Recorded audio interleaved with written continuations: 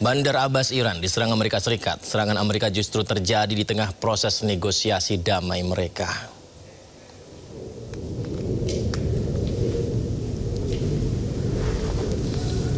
Pemirsa, Amerika Serikat serang fasilitas militer Iran. Amerika menyerang Bandar Abbas, Iran, di mana serangan menargetkan drone dan fasilitas militer yang diduga mengancam kekuatan militer Amerika serta pelayaran di Selat Hormuz. Garda Revolusi Iran menyebut serangan terjadi saat subuh pukul 4.50. Iran mengancam akan segera balas dendam dan merespon dengan serangan dalam waktu dekat.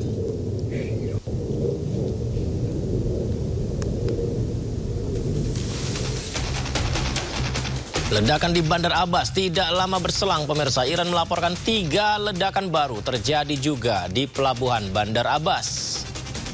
Lokasi Bandar Abbas dekat dengan Selat Hormuz. Lokasi ledakan diduga berada di lokasi yang sama dengan serangan Amerika sebelumnya.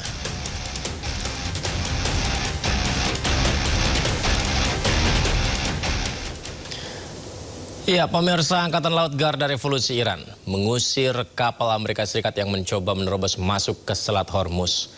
Dikutip dari media penyiaran Iran Tasnim, militer Iran melepaskan tembakan peringatan mengarah ke kapal Amerika dan memaksa mereka untuk segera berhenti.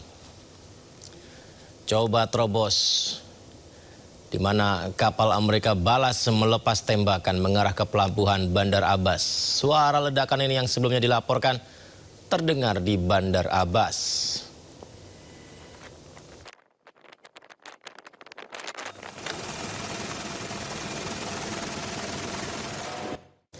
Pasca serangan ke Bandar Abbas, Garda Revolusi Iran merilis video ancaman ke Amerika Serikat.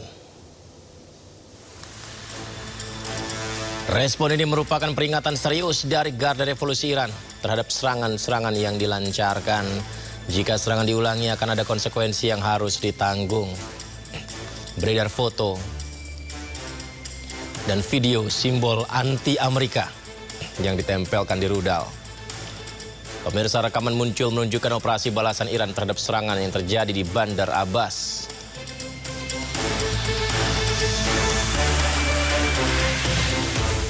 Sebelumnya, Korps Garda Revolusi Iran klaim tembak jatuh drone Amerika Serikat dan usir jet tempur siluman F-35 Amerika karena menyerang Iran. Namun Amerika berdalih menyerang Iran karena pertahanan diri saja.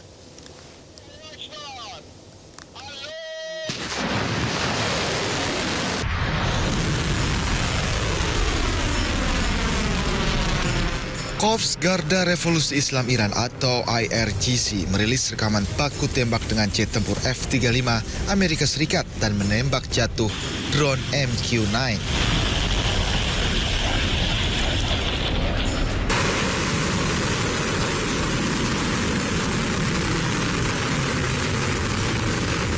IRGC mengatakan sebuah jet tempur F-35 terlibat baku tembak pada pukul 3 pagi 25 Mei lalu.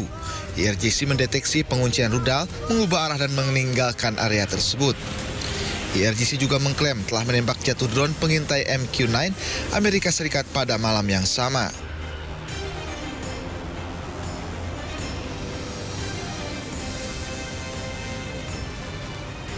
Namun, militer Amerika Serikat belum berikan komentar tentang klaim IRGC tersebut. Amerika Serikat mengaku pada Senin lalu mereka melakukan serangan dan berdalih sebagai pertahanan diri di Iran Selatan. Jet tempur siluman F-35 adalah pesawat tempur generasi kelima yang diproduksi oleh Amerika Serikat. Pesawat ini dikenal dengan kemampuan silumannya yang bisa menghindari deteksi radar.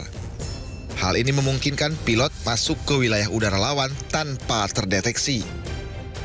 Selain itu, pesawat ini memiliki radar canggih dan sistem sensor yang menggabungkan data dari berbagai sumber. F-35 juga dapat membawa 7 ton bom rudal, termasuk bom pintar dan rudal udara ke udara. Konflik panas di Selat Hormuz belum juga mereda, pemirsa. Siapa sebenarnya yang menguasai nadi perdagangan dunia itu? Iran terus menempuh komunikasi dengan negara Oman sebagai negara yang juga berbatasan dengan Selat Hormuz. Lantas, bagaimana dengan Amerika Serikat?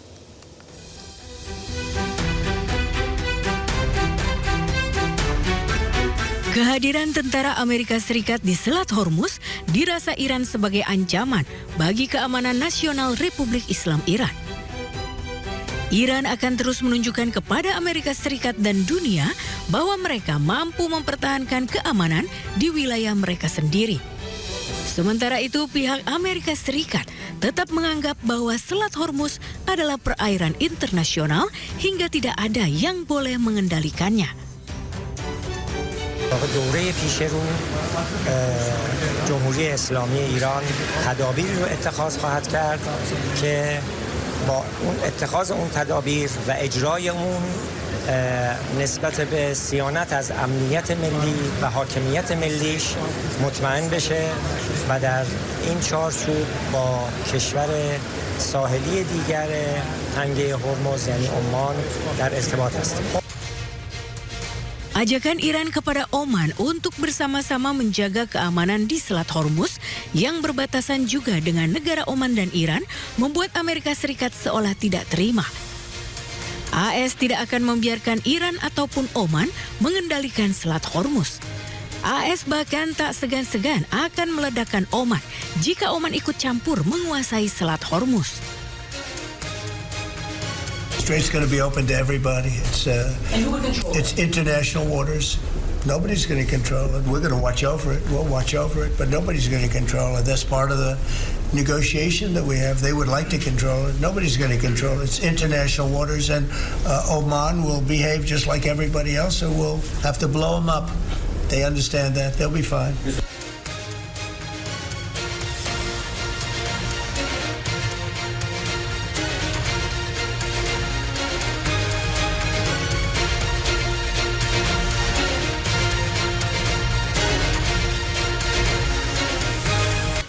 Delegasi tingkat tinggi Iran tiba di Doha, Qatar pada Senin waktu setempat untuk membahas penyelesaian konflik Amerika Serikat-Iran. Salah satu hal yang dibahas merupakan kesepakatan dengan Amerika serta pencairan aset Iran yang dibekukan.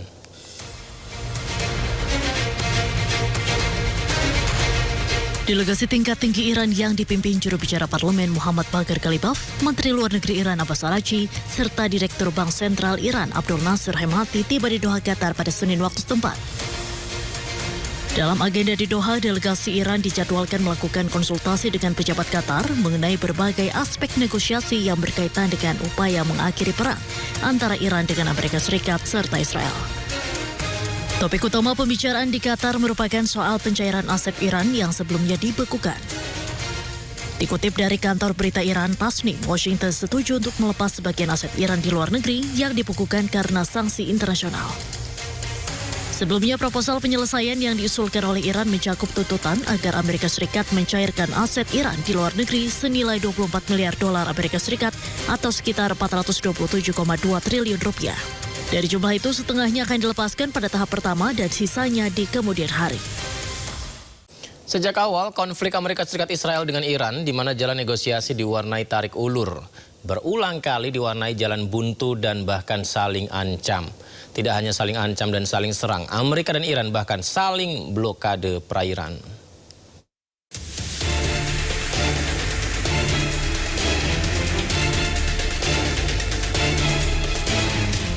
Sejak konflik Timur Tengah berkecamuk di akhir Februari, gencatan senjata tanpa batas juga kerap diwarnai saling serang. Berulang kali saling kirim proposal, negosiasi Amerika Serikat dan Iran menemui jalan buntu, berulang kali pula kedua negara saling lempar ancaman. Bahkan pasca Selat Hormuz ditutup oleh Iran, Amerika pun membalas blokade Iran dengan blokade perairan Oman. Strategi Amerika Serikat yang tarik ulur dan hanya lempar ancaman dinilai pelin-pelan oleh Iran. Amerika berulang kali melontarkan ancaman akan menyerang Iran habis-habisan, namun berakhir Amerika umumkan membatalkan serangan ke Iran. Sejumlah isu menjadi faktor kebuntuan negosiasi, terlebih Iran tetap bersikukuh agar Amerika Serikat membayarkan ganti rugi kerusakan perang, menghapus sanksi minyak Iran, hingga pelepasan aset Iran yang diblokir. Hingga pada akhir pekan, Amerika melalui Menteri Luar Negerinya Marco Rubio mengumumkan kemajuan signifikan atas negosiasi dengan Iran. Nota kesepahaman versi terbaru hampir selesai akan mengakhiri konflik sambil secara bertahap membuka kembali Selat Hormuz dan mengakhiri blokade Amerika terhadap pelabuhan Iran. Juru bicara Kementerian Luar Negeri Iran Ismail Baqi menyebut Teheran dalam tahap akhir persiapan nota kesepahaman melalui Pakistan sebagai mediator resmi dan negara-negara regional termasuk Qatar. ما بر این بوده که ابتدا ما یک یادداشت تفاهمی یا تفاهمنامه‌ای رو تدوین بکنیم، حالت یک تفاهم چارچوب مشتمل بر 14 بند و در این یادداشت تفاهم مهمترین موضوعاتی که لازمه خاتمه جنگ تحمیلی است و مواردی که برای ما اهمیت اساسی داره توش گنجونده بشه، ظرف یک مدت زمان معقولی 30 تا 60 روزه در مورد جزئیات موضوعات گفتگو بشه و نهایتاً به یک توافق نهایی دست پیدا بکنیم. ما در مرحله نهایی سازی این یادداشت تفاهم هستیم. Trump juga mengaku telah berdialog dengan para pemimpin negara Teluk serta Turki, Mesir, Yordania, dan Pakistan membahas negosiasi seputar Iran dan nota kesepahaman versi terbaru terkait perdamaian.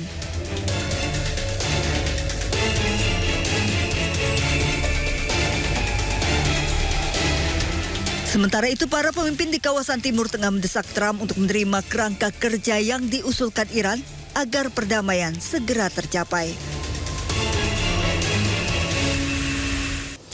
Amerika Serikat tidak sudi jika Rusia atau China mengambil persediaan uranium yang diperkaya milik Iran.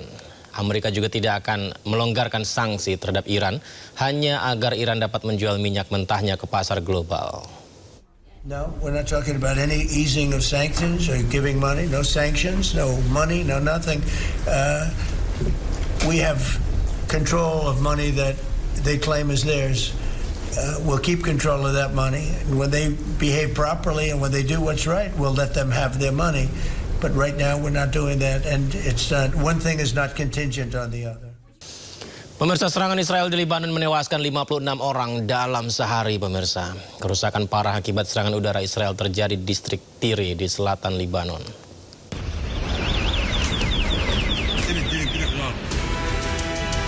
Israel melancarkan serangan udara ke sekitar kota Tire di Lebanon Selatan. Israel mengklaim serangan tersebut menargetkan pusat komando dan infrastruktur militer Hizbullah dan telah mengeluarkan peringatan evakuasi. Eskalasi serangan udara Israel berlangsung sejak Rabu hingga Kamis bertepatan dengan momentum perayaan Hari Idul Adha bagi warga setempat. Pasukan pertahanan Israel IDF menyatakan telah menyerang sekitar 550 target di Lebanon Selatan dan Timur. Serangan menargetkan kota-kota besar seperti Nabatiyeh dan Tire dan sejumlah daerah di Lembah Beka.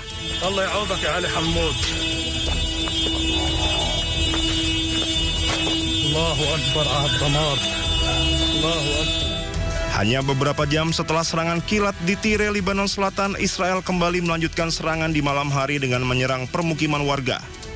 Serangan di distrik Tire menyasar wilayah seperti Burj Al-Samali dan kota Deir Ames. Sementara warga sipil yang menjadi korban berusaha berlindung menyelamatkan diri. Pasukan Israel yang frustasi dengan serangan drone FPV Hizbullah mengamuk dengan menyerang puluhan permukiman warga dan menyerang sejumlah permukiman di perbatasan. Akibatnya sejumlah gedung apartemen dan sejumlah kendaraan hangus terbakar. Laporan terbaru mencatat puluhan warga sipil tewas. Kementerian Kesehatan Lebanon menyebut jumlah korban tewas akibat serangan Israel di Lebanon dalam 24 jam terakhir mencapai 56 orang dengan 103 lainnya terluka. Petugas mengevakuasi jenazah dan menyisir puing-puing bangunan mencari korban selamat dan warga yang hilang di Burj Al-Samali, distrik Tire, Lebanon Selatan. Hussein Saidli, wali kota Burj Al-Samali, mengatakan akibat serangan Israel 15 orang tewas dan 16 lainnya terluka termasuk wanita dan anak-anak. Dalam semalam, militer Israel menggempur lebih dari ratusan lokasi persembunyian Hizbullah di seluruh Lebanon Selatan dan Lembah Beka.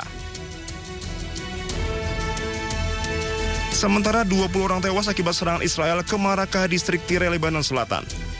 Tim para medis yang dikerahkan ke lokasi mengevakuasi korban tewas ke rumah sakit dan melanjutkan pencarian korban lainnya. Serangan ini terjadi di tengah gencatan senjata Israel-Lebanon yang dimediasi Amerika Serikat. Pasukan Israel terus melanjutkan operasi militer di Lebanon Selatan menargetkan kelompok Hizbullah. Senjata berulang kali dan menyuruhkan penghentian serangan serta penarikan penuh pasukan Israel dari wilayah Lebanon. Pemirsa, drone pejuang Hizbullah kembali melancarkan serangan ke tentara Zionis Israel di Lebanon Selatan.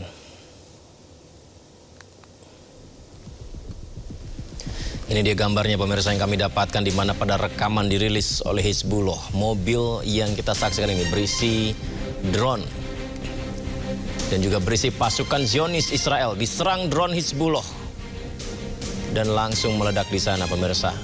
Jadi drone tersebut menyerang mobil yang berisi pasukan Israel di sana. Terlihat di serangan ini 2 tentara Zionis Israel melompat dari mobil menghindari serangan drone Hizbullah, di mana sebelumnya Israel umumkan operasi militer skala besar ke Lebanon, operasi Arrows of Fire untuk memerangi Hizbullah.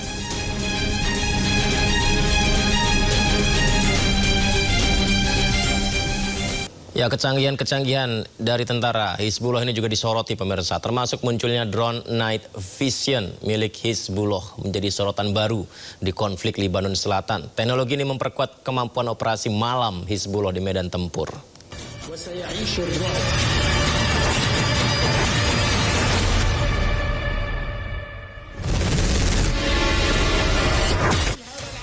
Sejumlah video memperlihatkan penggunaan drone FPV dengan teknologi night vision yang diklaim milik Hizbullah.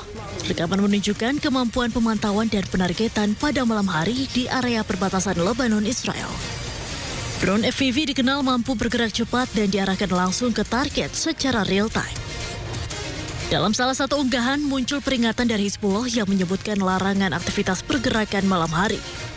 Hal ini menjadi sinyal meningkatnya kontrol keamanan di wilayah yang dipengaruhi oleh Hizbullah.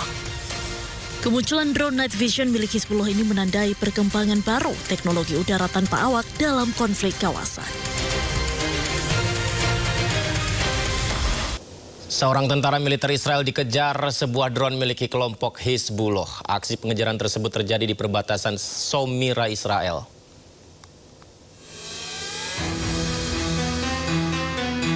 Sebuah rekaman video menunjukkan aksi pengejaran seorang tentara Israel di perbatasan Somira. Tentara Israel tersebut terlihat tengah dikejar oleh sebuah drone milik kelompok Hizbullah. Namun hingga kini belum diketahui apakah drone tersebut berhasil mengenai target. Diketahui perbatasan Somira di Israel Utara berbatasan langsung dengan desa-desa di Lebanon Selatan.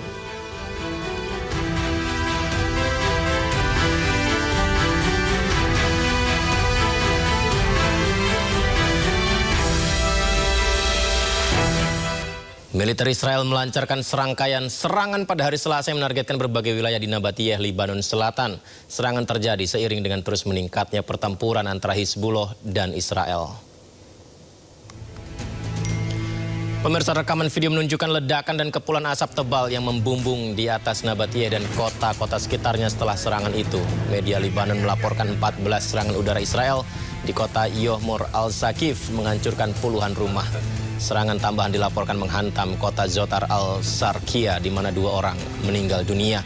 Serangan udara dilaporkan terjadi di kota Arnon, Habous, Vardebnit, Kautaria al-Riz, Zabadin, dan Nabatiyah al-Fouka. Menurut laporan Lebanon, serangan Israel meningkat dengan serangan udara dan penembakan artileri terus-menerus mempengaruhi sebagian besar kota di daerah itu.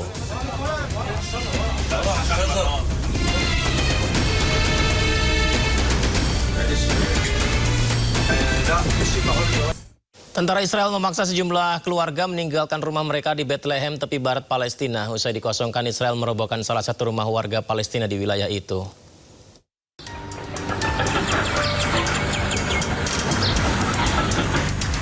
Suasana tegang terjadi di kota Nahalin, barat Bethlehem, tepi barat Palestina, saat pasukan Israel memaksa warga Palestina meninggalkan rumah mereka.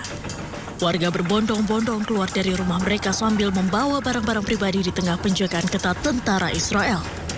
Tak lama setelah dikosongkan, alat berat militer Israel mulai melakukan pembongkaran dan menghancurkan salah satu rumah warga di Nahalin. Hingga kini belum ada keterangan resmi mengenai jumlah bangunan yang dihancurkan Zionis Israel maupun alasan pembongkaran tersebut. Namun penghancuran rumah warga Palestina di wilayah tepi barat semakin memperburuk ketegangan di kawasan tersebut. Situasi di tepi barat sendiri kian memanas di tengah meningkatnya operasi militer Israel dan kekerasan oleh pemukim ilegal terhadap warga Palestina. Sementara itu pasukan Israel juga menghancurkan sejumlah rumah warga Palestina di Silwan, Yerusalem Timur. Otoritas Israel menyebut pembongkaran dilakukan karena bangunan didirikan tanpa izin.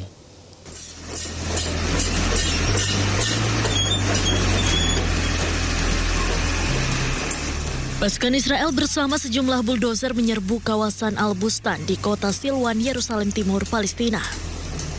Rekaman menunjukkan alat berat dan personel militer Israel memasuki area permukiman dan pusat usaha milik warga Palestina. Otoritas Israel kemudian mulai membongkar sejumlah bangunan dan tempat usaha di kawasan tersebut. Israel menyatakan pembongkaran dilakukan karena bangunan itu dibangun tanpa izin resmi dari otoritas tempat. Namun warga Palestina menilai izin pembangunan hampir mustahil diperoleh, sementara pembongkaran oleh pasukan Israel terus mengancam permukiman mereka di Yerusalem Timur. Diketahui kawasan Al-Bustan selama bertahun-tahun menjadi titik ketegangan di tengah sengketa lahan dan kebijakan penggusuran terhadap warga Palestina di wilayah pendudukan. Petinggi Hamas Muhammad Odeh yang tewas dibunuh tentara Israel dimakamkan. Keluarga menyebut Odeh tewas bersama istri dan putranya di Gaza, Palestina.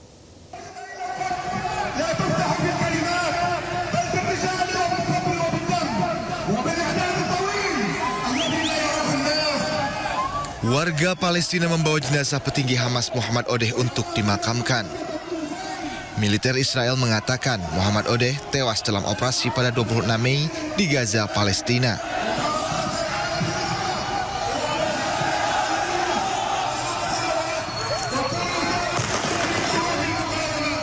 Menurut pernyataan keluarga, Odeh meninggal bersama istri dan putranya. Muhammad Odeh merupakan pemimpin baru sayap bersenjata Hamas Brigade Al-Qassam. Odeh juga pernah menjabat sebagai kepala intelijen Hamas saat serangan 7 Oktober 2023. Menteri ekstremis Israel Yitzhak Wasserlauf memicu kontroversi dengan mengutip teks keagamaan yang menganjurkan kekerasan terhadap bayi. Perintah itu disampaikan melalui sebuah panggilan telepon dengan para tentara militer Israel sebelum mereka menyerang Gaza.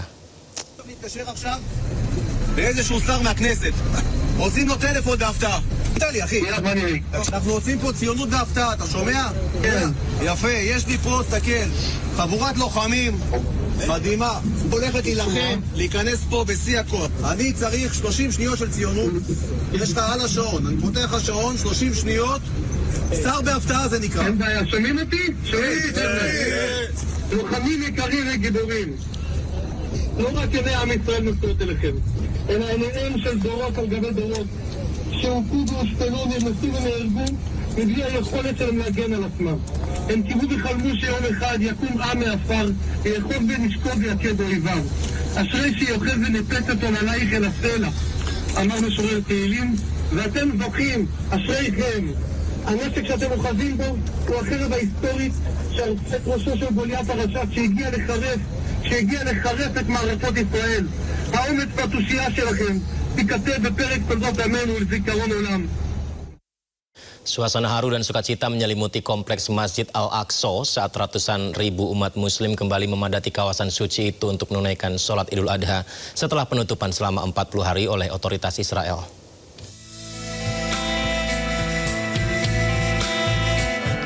Ratusan ribu umat muslim memadati kompleks Masjid Al-Aqsa di Yerusalem untuk melaksanakan sholat Idul Adha. Arus jemaah terlihat terus berdatangan menuju kawasan masjid, menandai kembalinya suasana penuh kehidupan di salah satu situs paling suci bagi umat Islam.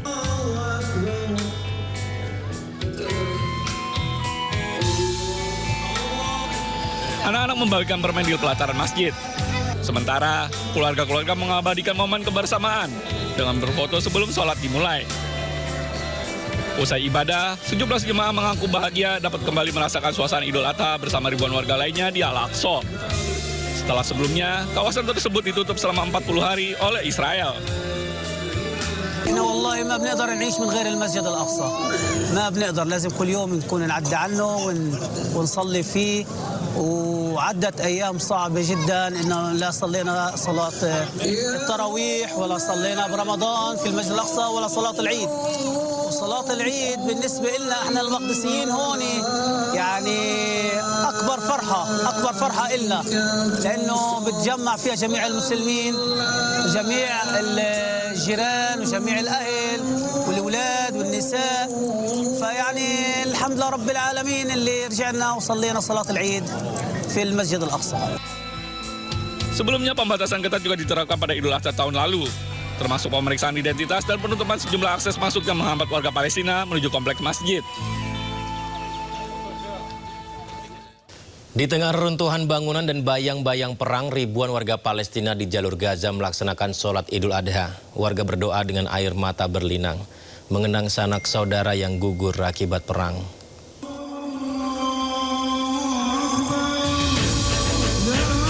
Di tengah runtuhan bangunan dan bayang-bayang perang, ribuan warga Palestina di jalur Gaza berkumpul di lapangan Al-Saraya, Kota Gaza pada hari Rabu untuk melaksanakan sholat Idul Adha. Sejak pagi, jamaah berbondong memasuki alun-alun untuk melaksanakan sholat dan mendengarkan khutbah meski duka begitu terasa di setiap sudut kota. Meski digelar dengan pengamanan ketat, warga Gaza tetap datang bersujud bersama menyambut Hari Raya. Warga berdoa dengan air mata berlinang, mengenang sanak saudara yang gugur akibat perang. Sejak perang, warga tak mampu membeli hewan kurban atau pakaian baru. Namun menurut warga, sekalipun rudal menghujani, mereka akan tetap berdoa dan berserah kepada Tuhan. احنا قاعدين بنصلي ببكاء عينينا. احنا العيد الفطر كمان ما بدناش نصلي زي الناس. اتذكرنا اخوتنا اللي راحوا، اتذكرنا ابهاتنا اللي راحوا. عيد لا يؤسف، الدمعة بتنزل كل يوم يا امي، لاغلى الناس بتروح عندك. ولحتى احنا ما زال احنا تحت الحرب وبنصلي، لو كانت الصواريخ عروشنا ان شاء الله حنصلي.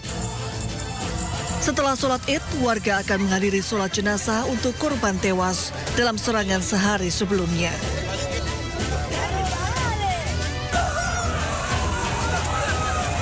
Sebelumnya di malam Idul Adha, Israel membombardir kota Gaza bagian barat di tengah gencatan senjata. Serangan tersebut menewaskan 9 warga Gaza dan melukai puluhan lainnya. Menteri Luar Negeri Indonesia Sugiono menyoroti penggunaan hak veto di Dewan Keamanan Perserikatan Bangsa-Bangsa yang dinilai kerap menghambat penyelesaian berbagai konflik global. Indonesia juga mendorong reformasi Dewan Keamanan sehingga mampu merespon tantangan global secara lebih efektif.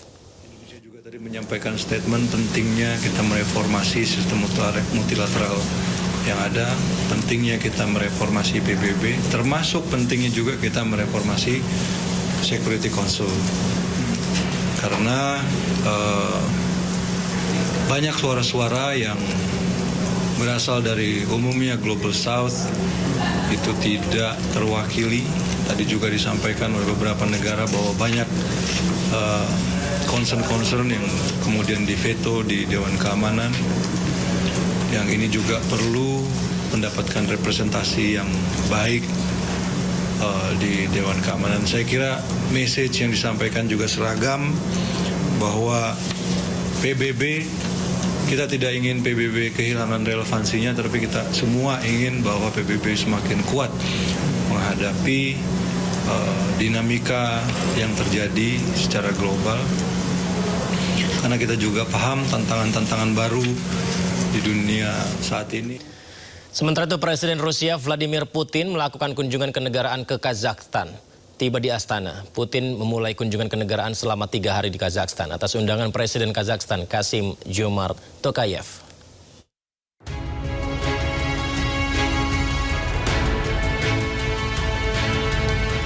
Presiden Rusia Vladimir Putin secara resmi disambut di Kazakhstan dalam sebuah resepsi seremonial meriah yang digelar di Istana Kemerdekaan di Astana.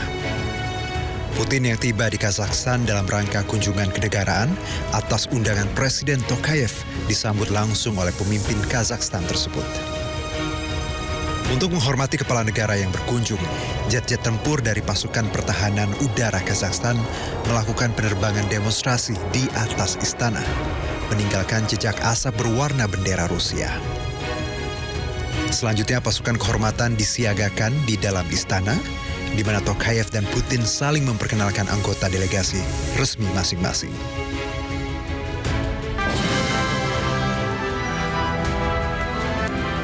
Lalu dilanjutkan dengan pengumandangan lagu kebangsaan Kazakhstan dan Rusia. Pemberian sambutan tingkat kenegaraan yang meriah ini oleh Kazakhstan kepada pemimpin Rusia menegaskan peran penting Rusia dalam struktur keamanan dan ekonomi Asia Tengah. Baik pemirsa, saya sedang cosplay menjadi seorang peneliti nih pemirsa. Jadi saya sebagai peneliti di konferensi ilmiah internasional, saya akan tunjukkan riset saya berikut ini pemirsa. Saya akan tunjukkan riset penelitian berikut ini. Baik, pemirsa, saya tunjukkan kepada Anda, ini adalah riset penelitian konferensi ilmiah internasional. Saya membuat metodologi saintifik yang sudah penuh dengan perhitungan. Di mana riset kami jalankan dengan menggunakan teori ilmiah seorang peneliti. Ini adalah riset yang sangat luar biasa kami persiapkan dan akan kami hadirkan di konferensi internasional. Di mana dari penelitian berikutnya pemirsa, kami hadirkan riset kami berikutnya adalah next. Loh. Kok penelitian tadi dari kecerdasan buatan alias AI? Wah, kalau bukan hasil riset yang benar sih namanya bukan penelitian. Apalagi sampai ganti identitas. Tapi masa sih ada oknum WNI yang mengaku-ngaku peneliti sampai membuat rekayasa risetnya, sampai tujuannya cuma buat jalan-jalan ke luar negeri, masa ada sih? Kalau ada kan yang malu negara ya. Heartbreaking news banget di dunia peneliti dan akademisi Indonesia. Dia ada kasus penipuan dari salah satu. Skandal itu terkuak setelah sejumlah orang mengunggah dugaan kecurangan yang terjadi di ajang paparan riset internasional ISPPD 2026. Event itu berlangsung di Copenhagen, Denmark pada tanggal 17 hingga 21 Mei lalu. 3 nama yang disebut warganet terlibat adalah Prihantini, Rivaldi Fajar, dan Rini Winarti. Modusnya, salah seorang terduga pelaku berganti-ganti nama saat presentasi. Bahkan terduga pelaku hanya mengganti kerudung dan name tag untuk mengganti identitas mereka. Penelitian yang mereka paparkan di hadapan ilmuwan dari seluruh dunia juga diduga dibuat menggunakan kecerdasan buatan atau AI. Tujuannya adalah untuk meraih travel grant agar bisa jalan-jalan ke Denmark. Atas kegaduhan ini, Prihantini telah meminta maaf dan menyebut bahwa informasi yang beredar di media sosial tidak sepenuhnya benar. Sementara Rivaldi Fajar juga sudah buka suara lewat akun media sosialnya dan berniat meluruskan tuduhan yang beredar. Keduanya kini disebut tengah menyiapkan klarifikasi resmi. Sementara itu, Prihantini dan juga Rivaldi Fajar diduga adalah alumni salah satu universitas besar di Yogyakarta. Belum ada pernyataan resmi dari Badan Riset dan Inovasi Nasional atau BRIN terkait kasus ini. Tim Liputan iNews melaporkan.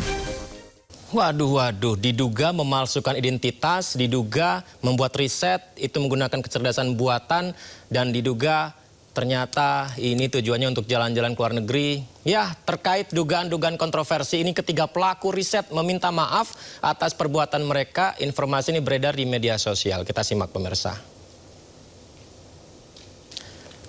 Permohonan maaf ini juga beredar di media sosial ya, entah apakah permohonan maaf secara resmi atau bagaimana. Karena yang kita tahu bahwa ini dibagikan di media sosial, di mana dalam pernyataan resminya Rivaldi dan tim mengaku menyesali kegaduhan yang muncul akibat partisipasi mereka di sejumlah konferensi internasional. Mereka menyampaikan permohonan maaf kepada seluruh pihak yang terdampak, mulai dari institusi, panitia, konferensi, komunitas akademik hingga masyarakat luas. Karena memang ada beberapa sivitas akademika ya yang juga bersuara tentang hal ini ya. Salah satu pengakuan yang paling menyita perhatian pemirsa, ini dia. Soal tujuan keikutsertaan mereka di konferensi internasional dimaksudkan untuk memperoleh travel grant sekaligus kesempatan pergi ke luar negeri. Mereka juga mengakui adanya penggunaan kecerdasan buatan atau artificial intelligence secara berlebihan dalam penyusunan sejumlah abstrak maupun presentasi penelitian. Dan ucapan permohonan maaf ini informasinya sih sudah dicabut ya, tapi kita juga masih terus update seperti apa.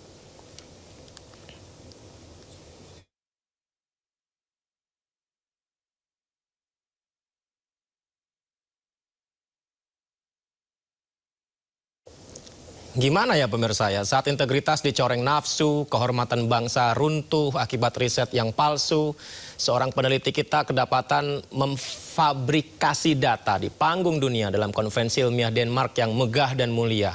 Bukan sekedar memalukan diri ini, bukan kebohongan ini mengunci pintu juga bagi generasi peneliti masa depan negeri. Kita bahas lebih dalam bersama narasumber kita, Guru Besar Hukum Universitas Al-Azhar, Profesor Suparji Ahmad, dan Ketua Umum Ikatan Sarjana Komunikasi Indonesia, Profesor Atwar Bajari. Assalamualaikum, selamat malam Profesor semuanya, apa kabar? Selamat malam, baik Mas. Terima kasih sudah berkenan berbagi di Sindo Prime. Saya pertama ke Profesor Suparji Ahmad dulu. Jadi ketika informasi ini beredar nih Prof Suparji, bagaimana Anda menyikapinya? Apakah memang saya kadang berpikir kok bisa ini lolos begitu dan dipresentasikan di konferensi internasional begitu. Kan ada keberanian, ada mentalitas, ada ya sebenarnya kecerdasan juga meskipun ini salah arahnya gitu. Tapi kalau Prof Suparji melihatnya gimana? Ya, kalau kita cermati ya, mengapa ini bisa terjadi, satu sisi adalah karena faktor integritas dan mentalitas yang bersangkutan gitu ya. Karena jelas kalau itu benar sangat gerai ya profesionalisme integritas sebagai seorang peneliti. Jadi ini sangat dipengaruhi oleh integritas yang bersangkutan. Kemudian yang kedua juga dipengaruhi oleh bagaimana penyelenggara dalam rangka melakukan selektivitas terhadap lolosnya satu penelitian. Maka patut dipertanyakan stakeholder terkait ya yang memiliki kompetensi, memiliki kewenangan untuk menyeleksi ya, memverifikasi tentang layak dan tidaknya satu naskah itu. Kalau ini sampai ada unsur misalnya kelalaian atau kesengajaan gitu yang menyebabkan lolosnya penelitian yang tidak benar tersebut, maka patut dipertanyakan tentang kompetensi atau profesionalisme dari stakeholder terkait tadi. Dan yang ketiga, menurut saya juga dipengaruhi oleh karena faktor ya pragmatisme dari peneliti tersebut ya, tidak mau bersusah payah gitu ya. Terus kemudian secara praktis untuk mendapatkan keuntungan secara pragmatis, maka dilakukan berbagai cara termasuk kemudian memanipulasi. Jadi ada beberapa sisi yang kemudian menyebabkan lolosnya hasil penelitian ini. Dan ini juga penting menjadi koreksi bagi para pihak yang terkait dengan dunia riset gitu, untuk lebih hati-hati menilai satu naskah penelitian. Jadi ini adalah juga momentum yang baik gitu ya untuk menilai tentang satu kualitas penelitian. Dan ini masalah yang serius gitu ya, karena dunia akademis, dunia penelitian, faktor integritas, faktor kejujuran itu adalah hal yang sangat mendasar gitu ya. Boleh salah, tapi tidak boleh bohong ya. Tetapi ini terjadi, ada kesalahan, ada kebohongan, yang menjadi persoalan yang sangat serius bagi dunia penelitian, dunia riset Indonesia yang sedang berbenah. Maka ini menurut saya harus ditindaklanjuti secara serius gitu, mengapa terjadi, dan rencana untuk melakukan verifikasi, klarifikasi pada yang bersangkutan, termasuk kemudian memberikan sanksi kepada yang bersangkutan. Karena das ini adalah satu peristiwa yang sangat memalukan, yang sangat memilukan bagi dunia akademis gitu. Ya. Baik, Prof Atwar Bajari, kan kita dapat pernyataan minta maafnya ya, Prof Atwar ya, dari yang bersangkutan, ini diduga yang dari yang bersangkutan ya, ini beredar di media sosial. Katanya begini Prof, kami memohon maaf bahwa dalam beberapa abstrak dan presentasi terdapat penggunaan secara berlebihan kecerdasan buatan AI dan tidak semestinya, termasuk kombinasi falsifying AI dalam proses penyusunan, framing, dan representasi penelitian. Hal itu membuat beberapa karya kami disusun tidak dengan standar transparansi akademik yang seharusnya. Apakah ini yang disoroti adalah karena hasil karya tersebut menggunakan kecerdasan buatan belaka, atau yang disoroti sebenarnya lebih daripada itu efeknya, Prof? Ya, terima kasih, selamat malam. Saya kira permasalahannya bukan semata-mata fabrikasi atau pemanfaatan AI dalam riset ilmiah. Saya kira beberapa aturan sudah disusun bahwa penggunaan AI dalam penyusunan riset ilmiah sudah hal lumrah, saya kira hal biasa, atau diperbolehkan dalam beberapa poin tertentu ya, tidak dalam soal fabrikasi pengetahuan atau tidak dalam soal penyusunan naskah-naskah yang tidak berbasis riset yang sebenarnya begitu. Itu adalah sebuah hal yang sebenarnya tidak boleh terjadi. Tapi AI di dalam penyusunan rekayasa, di dalam penyusunan desain dan rancangan metodologi, atau di dalam penelusuran yang namanya riset gap, kemudian juga state of the art dari riset, saya kira itu tidak masalah. Tapi yang menjadi problem adalah soal niat baik melakukan, tadi sudah disinggung oleh Prof. Supari, saya kira kebohongan terhadap publik, di mana dia niat utamanya adalah mendapatkan triple grant. Itu sebuah hal yang busuk, saya kira, dari cerita panjang riset di Indonesia, di negara kita ya.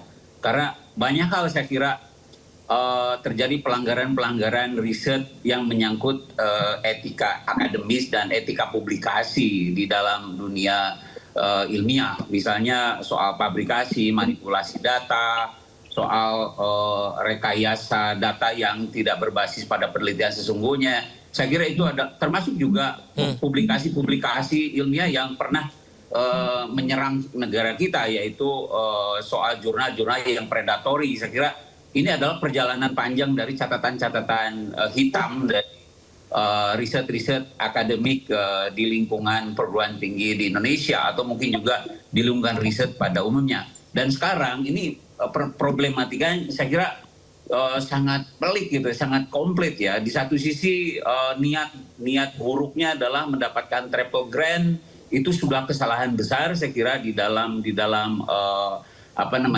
sosialisasi riset atau di dalam menyajikan riset di forum-forum internasional dengan melakukan dengan menyusun riset yang sebenarnya tidak ada, atau bahkan riset yang mungkin diproduksi secara berulang, atau riset yang seperti sudah disinyalir bahwa risetnya dilakukan di berbagai negara tetapi sama sekali tidak ada kolaborator internasional. Ini kan sesuatu tanda tanya besar gitu. Nggak mungkin saya melakukan riset misalnya di sebuah negara lain yang saya tidak terlalu kenal tentang sebuah fenomena seperti penyakit dan segala macam tanpa ada kolaborator atau tanpa ada partner riset di negara yang bersangkutan. Jadi permasalahannya saya kira sangat rumit gitu, lebih rumit atau sangat pelik gitu dibanding sekedar fabrikasi pengetahuan.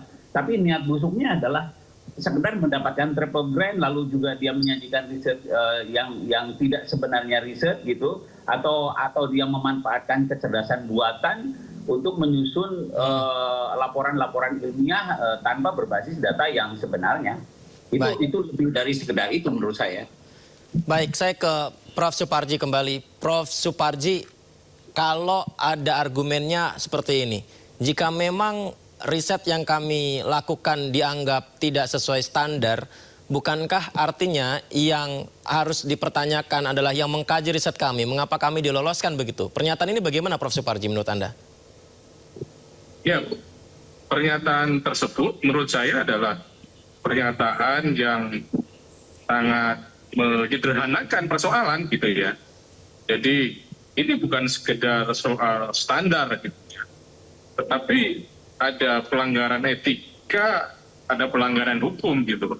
Jadi bahwa ketika ada klarifikasi, ada pernyataan ya seolah-olah mengalihkan kesalahan kepada pihak yang lain akibat diloloskannya penelitian yang kemudian diketahui karena tidak memenuhi standar, dan ketidakterpenuhan standar tadi dianggap kesalahan dari pihak yang meloloskan tadi itu, Maka menurut saya ini adalah satu pernyataan yang cenderung menyederhanakan persoalan, sementara ini adalah sangat complicated gitu. Kenapa saya katakan complicated? Karena pertama adalah soal integritas gitu, soal kejujuran ya, soal bagaimana dia melakukan sebuah penelitian yang didasari dengan etikat baik gitu, didasari dengan etikat yang memperhatikan aspek kebenaran, aspek data yang sesungguhnya gitu. Nah, pada sisi yang lain bahwa ini kalau kemudian beban tanggung jawab dialihkan kepada pihak yang lain, berarti kan ada etikat yang tidak baik gitu. Ada unsur spekulasi. Siapa tahu lolos gitu kan. Yang kemudian ini menunjukkan adanya satu sikap, satu mentalitas yang spekulatif gitu, dan ya tidak ada tanggung jawab yang sesungguhnya bahwa memang seharusnya penelitian itu dilakukan dengan sportif, dilakukan dengan profesional, dilakukan dengan menjunjung etika penelitian dan lain sebagainya. Baik. Dan yang ketiga menurut saya ada persoalan hukum gitu, karena ada orientasi ya, bagaimana dia mendapatkan bisa jalan ke luar negeri, mendapatkan bantuan dan lain sebagainya. Berarti ini adalah satu orientasi yang kemudian mendapatkan keuntungan secara praktis dengan cara-cara yang manipulatif gitu. Maka menurut saya tidak bisa hanya menyandarkan bahwa keterlolosan ini adalah dianggap sebagai kelalaian dari pihak yang meloloskan, yang dianggap karena misalnya standar yang tidak terpenuhi, tetapi bahwa ini adalah persoalan baik dari sisi mental, dari sisi sikap, dan dari sisi profesionalisme. Dari sisi profesionalisme mestinya ya kalau memang mampu meneliti, tidak melakukan hal-hal yang seperti tadi itu. Dari sisi sikap mestinya ya dari awal memang ada niat yang baik, niat-niat yang sungguh-sungguh untuk mematuhi ketentuan-ketentuan penelitian yang ada. Jadi saya tidak sepakat bahwa kemudian dialihkan kepada pihak yang lain yang bertanggung jawab, meskipun memang pihak lain juga memiliki kontribusi atas persoalan ini gitu. Prof. Suparji, kan Kemendikti-Saintek mengatakan sedang mendalami tentang kasus ini juga ya, mencari tahu hal ini begitu. Nah, kalau proses hukumnya seperti apa? Nanti yang mengajukan alurnya bagaimana, Prof? Kalau ini ditempuh melalui jalur hukum, Prof? Ya, maka kan dilihat dari perbuatannya kan. Kalau perbuatannya memang ada unsur menipu ya, maka bisa dilihat apakah ada unsur ekonomi yang diperolehkan gitu. Adanya penipuan, menggerakkan orang lain ya supaya memberikan dana gitu ya, dengan menyampaikan data-data yang tidak benar kan itu. Berarti ada unsur penipuan. Pada sisi yang lain bisa juga mengandalkan unsur pemalsuan kan, bisa pemalsuan dokumen kan, pemalsuan dokumen yang dalam hal ini misalnya dengan adanya data-data yang tidak benar tadi itu, dan kemudian bersangkutan mendapatkan hak misalnya, maka bisa ada pemalsuan tentang dokumen. Bisa juga ada pelanggaran misalnya hak cipta gitu kan, tentang bagaimana dia melakukan plagiasi atau publikasi menggunakan teknologi AI yang tidak proporsional, atau mungkin bisa dikualifikasi adanya pelanggaran tentang riset dan lain sebagainya. Jadi menurut saya kejadian ini perlu melakukan pendalaman yang sungguh-sungguh dengan tujuan di kemudian hari tidak terulang lagi. Prof. Atwar Bajari, ini kan di media sosial ramai sekali, Prof. Atwar, dibicarakan oleh netizen. Bahkan peneliti-peneliti Indonesia, bahkan mahasiswa Indonesia yang kuliah di luar negeri begitu, semua seolah bersuara tentang peristiwa ini begitu. Mengapa ini memicu segitu besarnya exposure-nya begitu, Prof. Atwar? Apakah memang akhirnya ini benar-benar bisa mencoreng nama baik Indonesia kepada peneliti Indonesia di mata dunia? Ya, saya kira atensi publik pasti sangat sangat tinggi terhadap kesadaran atau terhadap peristiwa ini, karena kesadaran yang terbangun dari, karena kan marwah riset itu justru sudah disinggung tadi, itu membangun konteks itu. Tiba-tiba sebuah proses forum ilmiah dijadikan lahan bermain-main atau mohon maaf, suaranya agak terganggu. Baik, ini teman-teman mungkin bisa diperbaiki suara audionya teman-teman. Baik.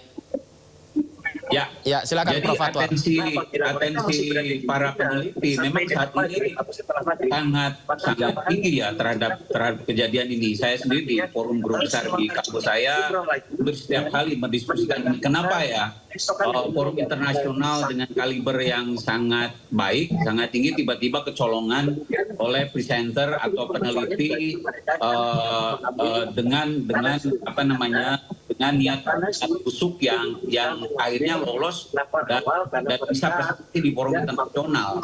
Ini saya kira hal yang walaupun kita mengatakan bahwa hal itu ada niat buruk yang dimulai dari si peneliti, tetapi proses seleksinya kenapa bisa lolos seperti itu juga dipertanyakan gitu, diperdebatkan apakah seleksinya tidak melakukan penelusuran lebih jauh, karena kan toh komunikasi penelitian sekarang kan lebih mudah, lebih gampang, bisa ditelusuri, bahkan dengan indeks-indeks peneliti yang dimiliki saya kira bisa ditelusuri dengan mudah, baik dari Google Scholar-nya, kemudian juga dari Scopus ID-nya, kemudian juga dari indeks-indeks yang lain dari peneliti, saya kira sangat mudah untuk ditelusuri. Tapi kenapa bisa lolos gitu? Nah, saya kira permasalahan ini akhirnya bisa memicu diskusi publik gitu, termasuk niat buruknya dalam rangka mendapatkan travel grant.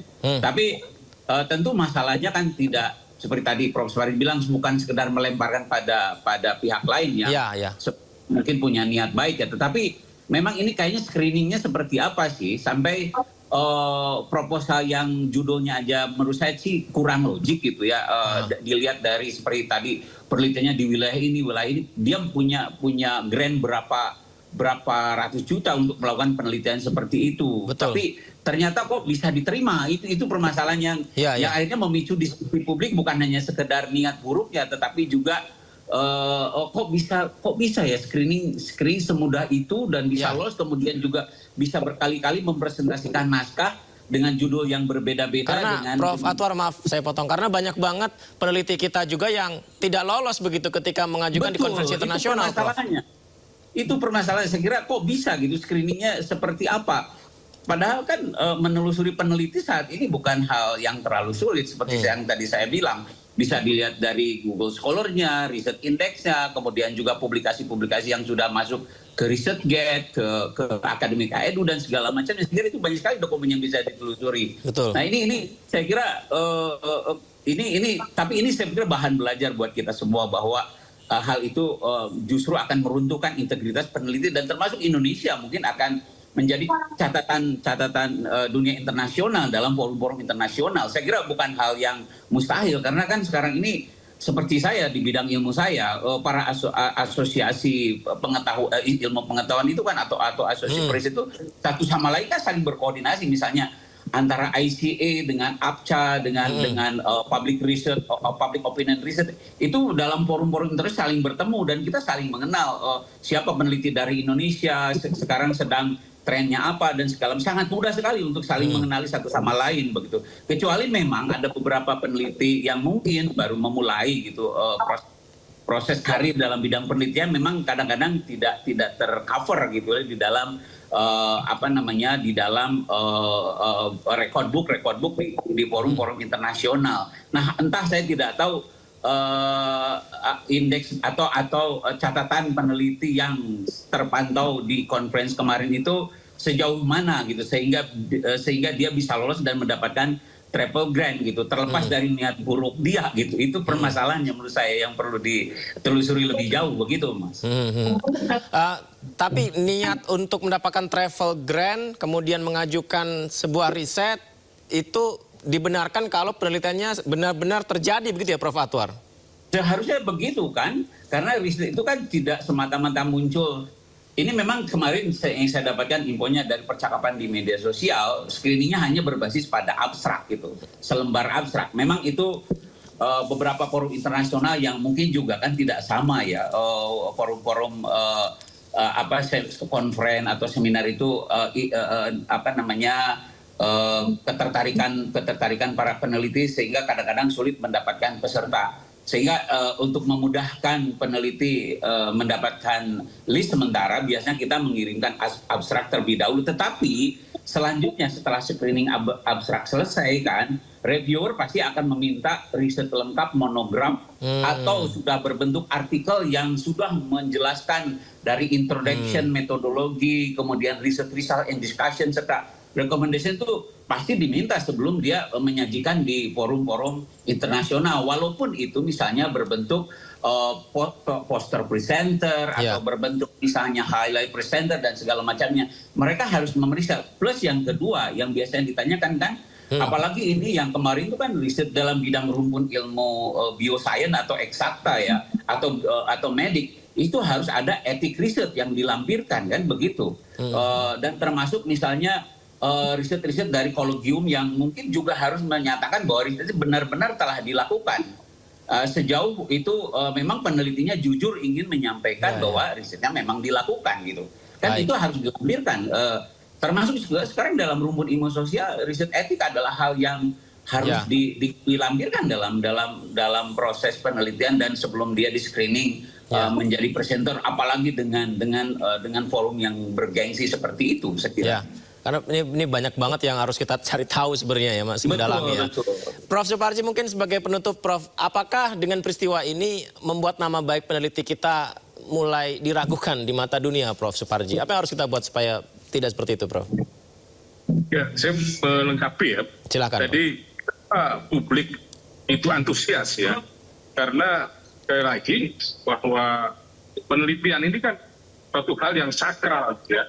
Satu hal yang sangat serius ya, marwahnya sangat dijaga gitu. Dan kejujuran adalah satu hal penting dalam konteks dunia penelitian, apalagi di dunia internasional. Maka perhatian antusiasme netizen ini sebagai salah satu bentuk ya kesungguhan gitu untuk ini adanya satu proses klarifikasi yang serius ya, supaya tidak terulang lagi di masa yang akan datang, dan sekaligus bentuk satu respon, mungkin malu, mungkin kecewa berat dan sebagainya atas kejadian ini. Dan tentunya dengan kejadian ini maka menjadi satu hal yang di kemudian hari menjadi harus lebih hati-hati. Karena apa? Karena mungkin diragukan, dipertanyakan integritasnya.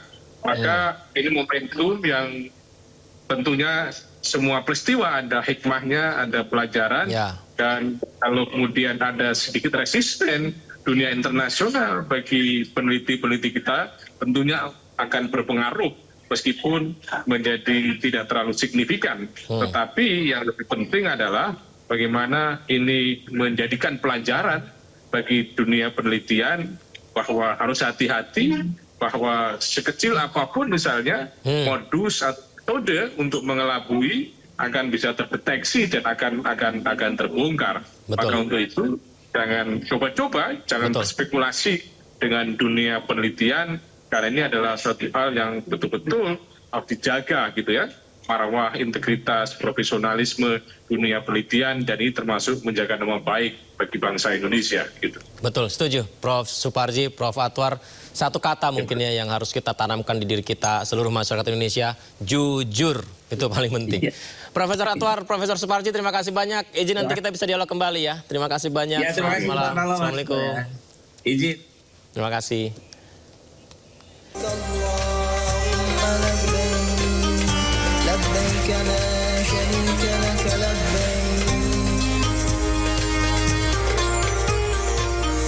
Dipersembahkan oleh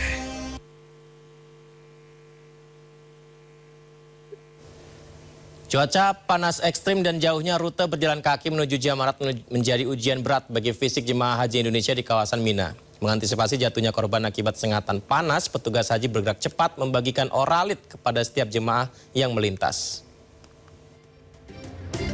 Pemandangan sibuk terlihat di sepanjang jalur menuju lokasi pelontaran jumroh di kawasan Mina, Arab Saudi. Tim promosi kesehatan dari petugas penyelenggara ibadah haji atau PPIH terus bersiaga memantau kondisi fisik para tamu Allah. Suhu udara yang menyengat membuat banyak jemaah haji kedapatan jatuh pingsan di tengah perjalanan. Mereka mengalami dehidrasi berat akibat terlalu lelah berjalan kaki untuk melontar jumroh. Sebagai langkah penyelamatan, petugas membagikan botol air mineral yang telah dicampur dengan serbuk oralit agar bisa langsung dikonsumsi. Selain itu, petugas juga rutin menyemprotkan air ke wajah jemaah untuk menurunkan suhu tubuh secara instan. Karena kami hari ini menemukan banyak sekali jemaah pingsan. Itu disebabkan karena mereka dehidrasi dan terkena sengatan panas. Ditambah jemaah kita banyak yang usia, jadi risiko dehidrasinya makin tambah besar. Seperti itu. Jadi sebaiknya jangan tunggu haus, minum sedikit-sedikit. Cairan oralit ini terbukti sangat efektif untuk mengembalikan elektrolit tubuh yang hilang bersama keringat. Direktur Jenderal Bina Penyelenggaraan Haji dan Umroh, Puji Raharjo, turut turun langsung mengawal proses edukasi kepada jemaah di lapangan. Ini jamaah selama ada... Bapak, pelan-pelan saja Bapak. Ini harus banyak air minum. Kemudian supaya air minum itu terserap dengan tubuh dengan baik, maka orangnya nggak sempat nanti. Tadi nggak sempat kayaknya. Sekarang nggak bakalan sempat ya. Ini dibikin. Akan dibikinin ya. Contohnya begini Bapak Ibu sekalian. Ini saya bawa air minum. Ini botolnya kita buka. Nah, bentar dulu coba. Ini buka dulu Mbak. Ya. Nah, lagi. Ini diminum. Habis itu dikocok. Nah, dikocok. Terus cara minumnya sedikit-sedikit ya, jangan sekaligus. Bismillahirrahmanirrahim. Jemaah pun diimbau untuk selalu menggunakan payung dan tidak menunggu haus untuk minum agar ibadah tetap lancar dan aman. Bagi jemaah lansia dan berisiko tinggi, Kemenhaj menyediakan golf car untuk mengantarkan jemaah dari tenda di Mina menuju ke Jamarot. Hal ini untuk mengantisipasi jemaah kelelahan dalam perjalanan di tengah teriknya matahari. Dari Makkah, Arab Saudi, Ika Kesuma, Sindo News, Media Center Haji melaporkan. Dan untuk mengetahui informasi selengkapnya terkait pelaksanaan puncak ibadah haji telah bergabung bersama kami rekan jurnalis Sindo News yang juga tim Media Center Haji Ika Kusuma yang kini berada di Mekah, Arab Saudi. Selamat malam waktu Jakarta, Pak Haji Ike. Apa kabar? Alhamdulillah, Bung Yudi, King Yudi, alhamdulillah. Alhamdulillah. Selamat sore waktu Arab Saudi. Wih, Pak Haji Ike sekarang apa nih aktivitasnya di sana Pak Haji?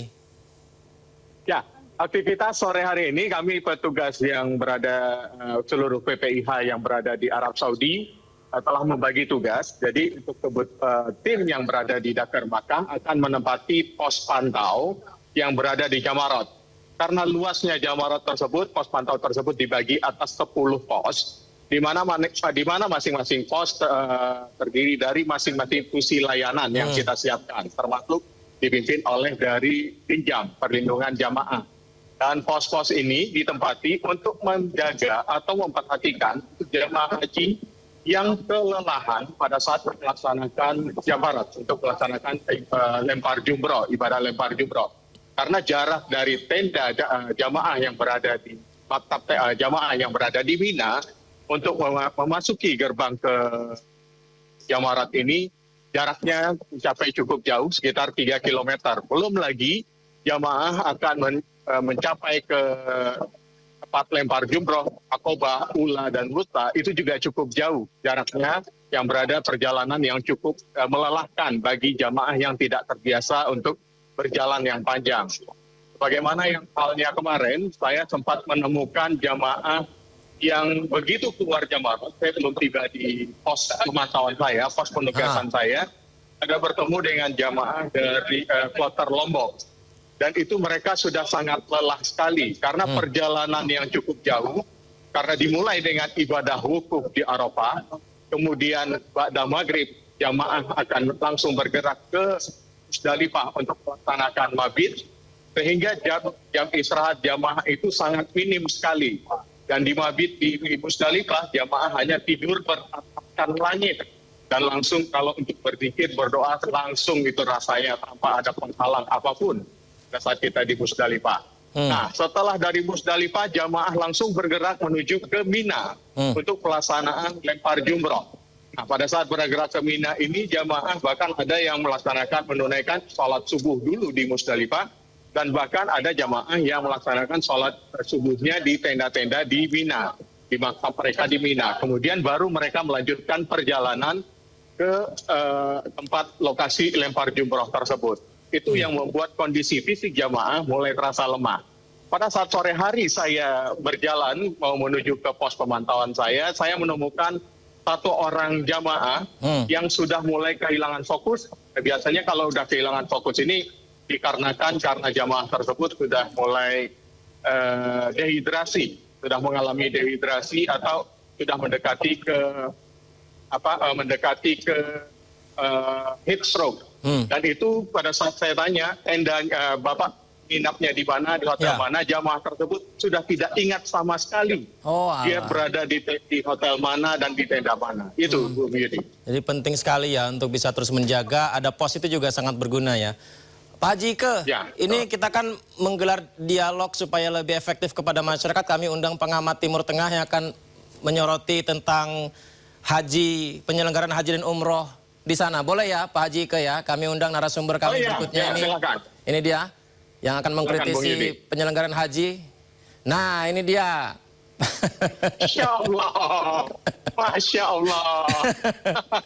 Gimana itu Pak Haji Ike? Pengamatnya saya kenal sekali nih Bung Yudi. Pengamat kita itu Pak Haji Ike. Masya Allah. Apa kabar deh? Jadi ini adalah Eki Herkesuma, putra dari Pak Haji Ike Kesuma. Nah ini juga ini pengamat kita lainnya nih Pak Haji Ike. Ada pengamat yang lainnya juga yang hadir nih. Waalaikumsalam warahmatullahi wabarakatuh. Ini Ibu Hera Supanto, istri Ike Kusuma ini. Assalamualaikum Bu Hera, Mas Eki, apa kabar? Waalaikumsalam. Ini juga nggak tanggung-tanggung ya teman-teman untuk mengundang, menghadirkan, memberikan surprise kepada saya. Ibunda saya yang tercinta, Ibu Indah Sunarsi Supanto juga hadir bersama. Aduh, di layar saat ini. Saya tidak bisa dapat membayangkan apa yang saya rasakan saat ini. Bung Yudi, kemudian Bunda Yangti dan Deki. Gimana Bu Hera, ini suami tercinta. Nah, ini juga nih, sekecil ini. Ini ada surprise lagi. Halo, Deandra.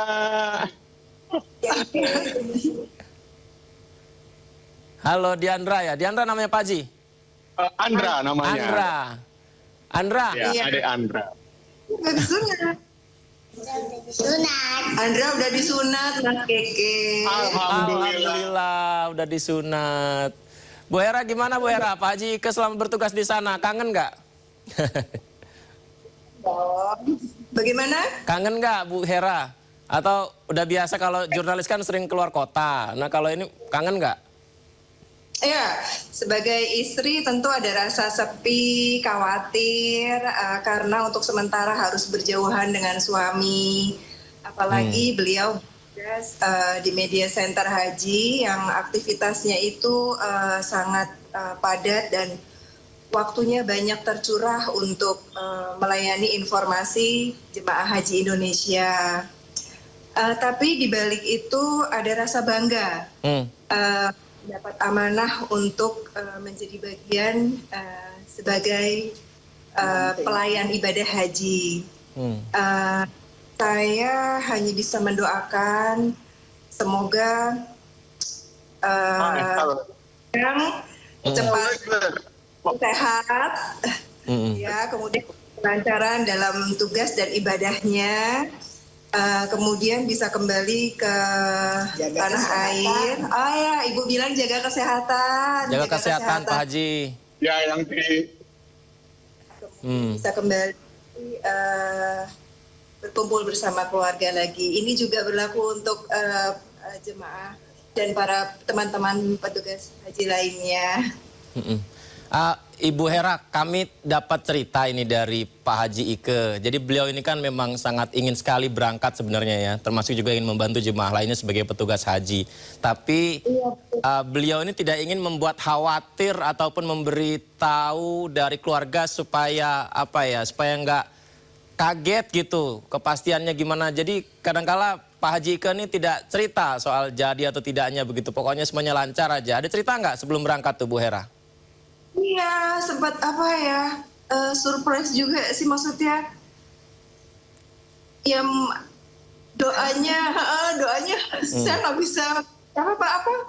Ya terharu sampai ibu sendiri juga sampai mendoakan dan berulang kali ya Bu ya.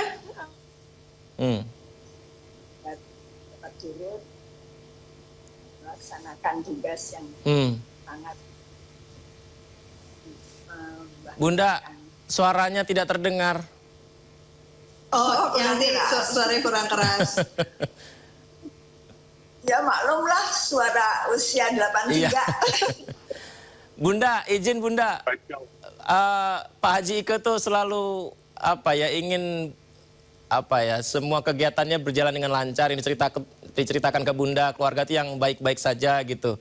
Memangnya ada kekhawatiran dari Bunda tentang Pak Haji Ike ini jadi berangkat atau enggak sih yang kemarin-kemarin itu? Ya memang iya, tapi saya sudah ikhlaskan. Maksudnya memang berangkat, alhamdulillah. Kalau tidak, alhamdulillah juga. Tapi doa-doa kami itu didengar Allah. Dijabah ya. Dijabah Allah. Kemudian yang menjadi kekhawatiran saya adalah kalau tidak ada kabar. Jadi satu hari nggak ada kabar, kemudian saya dengar dari berita bahwa ada yang hilang, kemudian jatuh sakit. Ya itu sebetulnya agak putus-putus suaranya nih Bu. Ya. Kekhawatiran biasa. Jadi begini, Bung Yudi. Gimana? Saya dapat tambahkan. Di awal-awal penugasan saya itu memang komunikasi yang saya sampaikan kepada keluarga itu cukup jarang ya. Karena di awal penugasan itu terutama pada saat saya sudah bertugas penempatannya melayani jamaah berada di Masjidil Haram. Beberapa kali kami dari tim media center yang bertugas pada saat shift itu memproyeksikan liputan. Ya, rencana awalnya membuat peliputan di bagaimana memberikan petunjuk kepada jamaah atau keluarga jamaah supaya bisa menginformasikan kepada anggota keluarganya yang sedang menjalankan ibadah haji. Tujuan peliputan kami itu bagaimana jamaah pada saat keluar dari Masjidil Haram setelah melaksanakan ibadah, kemudian paham rute-rute terminal yang akan dituju oleh jamaah tersebut. Karena untuk jamaah haji Indonesia sendiri memiliki 3 terminal di sekitar Masjidil Haram, Tim Amir, Ajiat, dan Jabal Kalbah. Dan ternyata niat kami untuk membuat liputan selama di Masjidil Haram itu selalu terhalang karena ada jamaah yang nyasar minta diantar kemana. Ternyata dari Tim Amir diantar ke Jabal Ka'bah yang jarak rutenya itu setengah Masjidil Haram sisi luar, artinya sekitar 4,5 kilo. Baik Pak Haji. Sayang waktu kita terbatas ini Pak Haji. Aduh pengen banget cerita dengan cerita lebih lengkap. Saya mungkin ke Mas Eki ya Pak Haji ya. Mas Eki. Ya. Papa tuh Mas Eki. Gimana tuh Mas Eki? Kesannya sepi, di rumah sepi karena ayah sekarang lagi bertugas, tapi alhamdulillah juga karena ayah bisa menunaikan ibadah sambil bertugas juga. Menurut aku itu sebuah kebanggaan sebagai anak karena gak hanya beribadah tapi ada yang dilakukan juga gitu, bertugas untuk melayani orang-orang. Jadi kayak ya semoga yang dilakukan ayah didabelkan lah gitu. Amin, amin, baik. Mungkin pesan-pesannya Mas Eki buat ayah yang sedang bertugas di sana juga.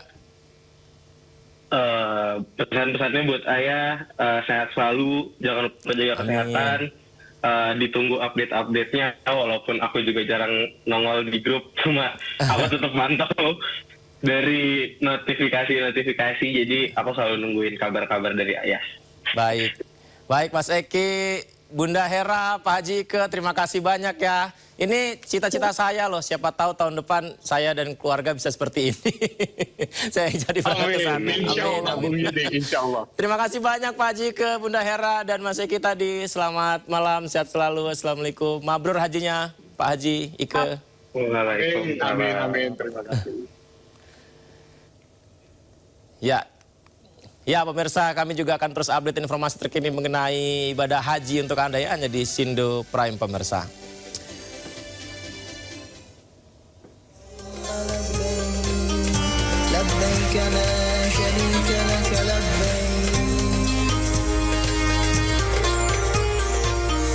Dipersembahkan oleh